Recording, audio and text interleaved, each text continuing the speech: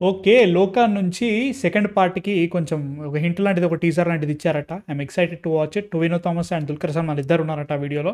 So, I'm excited. ఎందుకంటే నాకు 'లోకా' చాలా బాగా నచ్చింది. సినిమాటిక్ యూనివర్స్ మధ్యలో ఆగం పట్టించారనే ఫీలింగ్ ఉంది. I have no hope for any cinematic universes. ఇది బాగుందో చూడాలి. So, without any delay let's watch it. తర్వాత മാట్లాడుకుందారండి. എടോ എന്നെ ഇടയ്ക്കൊക്കെ ഒന്ന് വിളിക്കടോ. എപ്പോഴും വേണ്ട, വല്ലപ്പോഴും.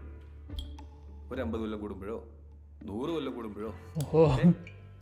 అయితే 50 ఏళ్ళు, 100 ఏళ్ళైనా పర్లేదు. അതെന്താ? നീ ഒരു ബോറനായതുകൊണ്ട് കള്ളു കുടിച്ചാൽ ആറ് ബോറൻ.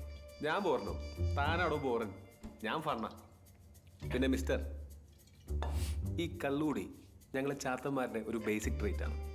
ഞാൻ മാത്രമല്ല, എൻ്റെ 389 ബ്രദേഴ്സും ക്രോണിക് ആൽക്കഹോളിക്സ് ആണ്. കള്ളു കുടിച്ചാൽ ഞങ്ങൾ ഭയങ്കര ഫണ്ണ. കോപ്പാണ്. ഇയാളൊരു മാതിരി. എന്തിനാണ് ഒത്തിരി ബലം പിടിക്കുന്നത്? ഒന്ന് ഫ്രീ ആവണം.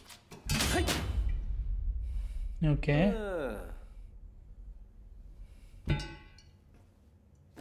ഇത് വായിച്ചായിരുന്നോ? They live among us. നമ്മളെ പറ്റിയാ ഫസ്റ്റ് ചാപ്റ്റർ അവളാ. కలింగట్ నీళ్ళు. My girl.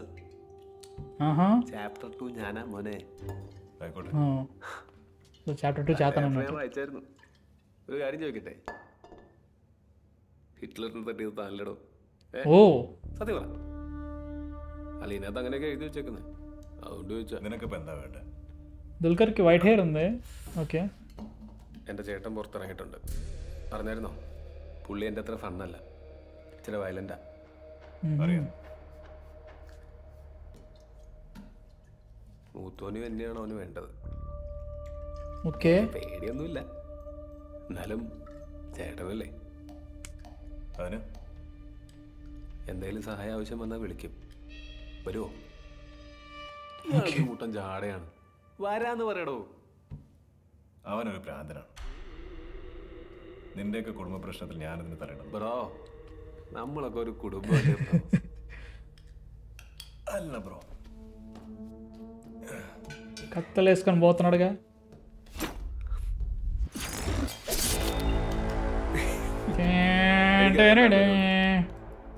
ഇല്ലെങ്കിൽ ചാത്തന്മാര് തന്നെ കൊണ്ടുവരും. డ్రాగన్. നമുക്ക് നോക്കാം. Okay. He will come. The goblins will bring him. Okay.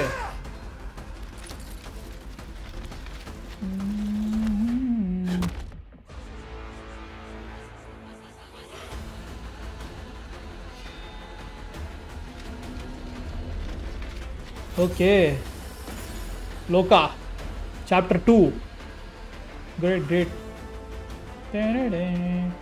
ఇక్కడ మళ్ళీ కార్డ్స్ అవన్నీ ఉన్నాయి, హార్ట్ క్లబ్స్ అని. Interesting ban, interesting, very interesting. బాగుంది. And I'm excited, definitely excited. బాగుంటుందని గట్టి కోరుకుంటున్నా. అండ్ అంటే లైక్ చాప్టర్ దీంట్లో ఫస్ట్ ఆఫ్ ఆల్ నాకు లోకా చాప్టర్ 1 మన నీళ్ళు ఏదైతే ఉందో చంద్ర, చాలా బాగా నచ్చింది. And it was a very secluded story చాలా వరకు. అంటే చాలా సెక్లూడెడ్ అంటే కరెక్ట్ వర్డ్ కాదు తెలియదు, గ్రౌండెడ్ కంటైన్డ్ స్టోరీ. దాంట్లో మనకి వ్యాంపైర్స్ ఇవన్నీ ఉన్నా కానీ ఒకటే వాటిసే స్ట్రీట్లో జరిగే స్టోరీ లెక్క ఉంటుంది అన్నట్టు.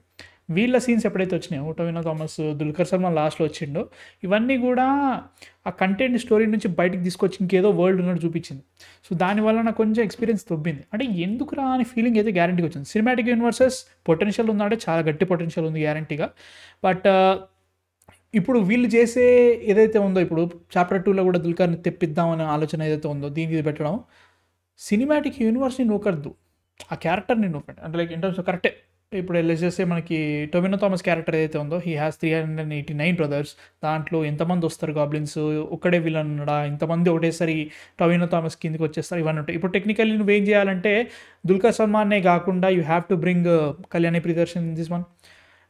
దీనివల్ల ఏమవుతుందంటే వీళ్ళకుండే బడ్జెట్స్కి, ఫస్ట్ ఆఫ్ ఆల్ బడ్జెట్స్కి అండ్ ఆల్సో స్టోరీస్ కూడా ఒక స్టాండ్ అలోన్ ఫిలిం కంటే సినిమాటిక్ యూనివర్స్ ఎక్కువైపోయినాయి.